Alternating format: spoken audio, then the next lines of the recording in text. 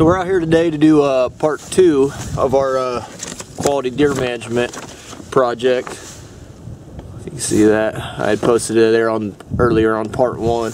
We're going to be frost seeding the oats right here, some clover, probably save the beans for later. We might actually go ahead and frost seed some brassica back there in our killing plot too, but I'm going to go back here and take a look at it. It's been about a month since I've been back there, but what we're going to do today is put out some Whitetail Institute Imperial clover, get that high protein that the deer need for a nice healthy body, big antlers there as they build them in the spring.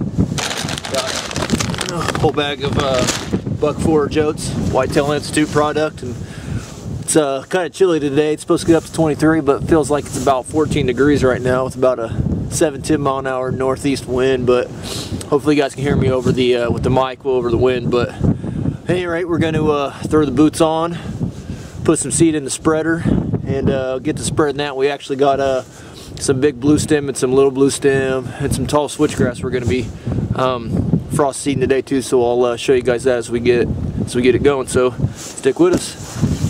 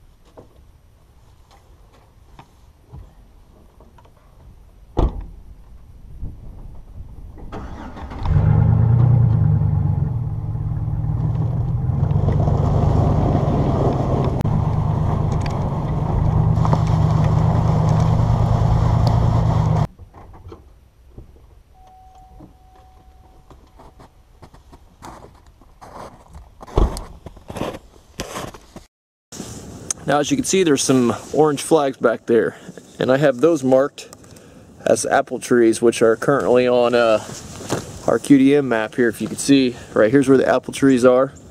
Here's where we want to plant the clover, kind of an oblong shape. We don't want a perfect square because it's not really natural, and it'll help the deer funnel the areas that we want it to funnel to. And right here are some persimmon trees, which those trees are located directly off here to my left.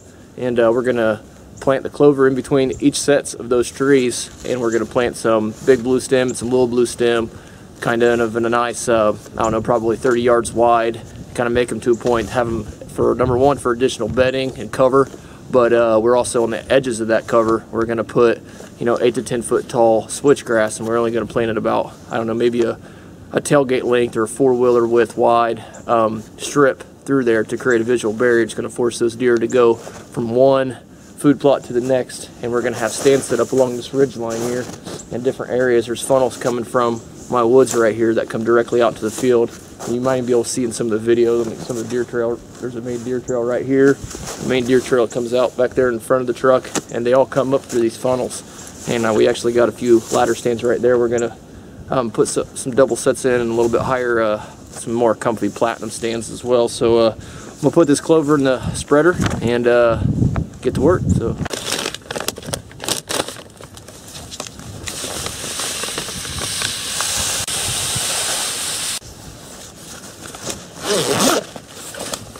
now we finally got all of our Imperial Whitetail clover planted. Took quite a few passes to get done what I wanted to get done. That's with a hand spreader. If you got a 4-wheeler or a bigger spreader, you can put back an attachment that you can put on the back of a tractor or something. Obviously that's the way to go, but we got really good coverage on our seed, and I can show you that a little bit here. Here's some of the flags actually that we got for our persimmon trees, and then we'll go ahead and walk you down, get a little bit better coverage. As you can get into it, you can kind of start to see the different pellets that we're talking about and the coverage that you get. See a little white everywhere. Once the snow melts, that's going to be the ticket. once the snow melts, it's going to be key, which will happen here over the next, I don't know, 48 hours. All the snow's going to melt. And underneath this field, obviously it's not grass or anything, it's an old ag field, it used to be beans.